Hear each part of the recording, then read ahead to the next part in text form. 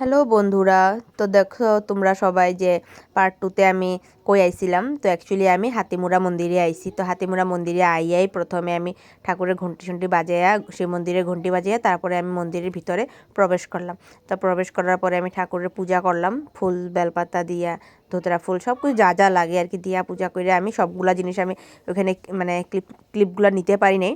তো এখানে পরে পূজা দিয়া বাইর হয়ে আইছি। বাইর হয়ে আইয়া আমি এখানে আবার বাইরেও পূজা করছি, কইরা আমি ধূপকাঠিগুলো দিয়া আমরা এখান থেকে বাইরিয়া সিধা গেছি গিয়া দেবীর মন্দিরে, মানে কালীমার মন্দিরে। তো মন্দিরে যাইয়াই প্রথমে দেখো এখানে গিয়াও প্রথম পূজা গণেশ ঠাকুর পাইয়া গেছি। তো এখানের মধ্যেও পূজা করলাম, এখানের মধ্যে ধূপধুনা দেখাইয়া আমরা গেলাম গা মার কাছে। যে মার মন্দিরের ভিতরটা ঢুকছি, ঢোকার লগে শরীরটা পুরো ঠান্ডা হয়ে গেছিলো গা।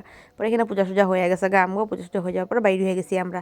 আর বান্দররা আমি একটু প্রসাদ দিয়েছি খাওয়ার লিগা। তারপরে এখান থেকে প্রসাদ টসাদ দিয়ে আমরা কই না চলো একটু মন্দিরটা ঘুরে লওয়া যায়, কারণ আমরা তো আর কবে না কবে আমো। তারপরে আমরা এখান থেকে বাইরে হয়ে গেছি গিয়া সেটা মন্দিরটা চারিপাশ ঘুরতে। তো মন্দিরটা দেখো তো পুরানা মন্দির, তো মানে সুন্দর। তারপরে এখান থেকে দেখো আমরা একটু রিলস টিলসও বানাইয়া লইছি, বানাইয়া তারপরে এই যে মন্দির থেকে আমরা বাইরে হয়ে গেছি। বাইরে হয়ে প্রথমে আমরা আইছি পার্কের থেকে তারপরে এই যে পিকনিক প্লেসে আয় পড়ছি। আর এখান থেকে আমরা ব্রহ্মপুত্র পাড়ে গেছি। ব্রহ্মপুত্র পাড়ের থেকে এখান থেকে ঘুরে আমরা এখন ঘরের লেগে রওনা দিছি।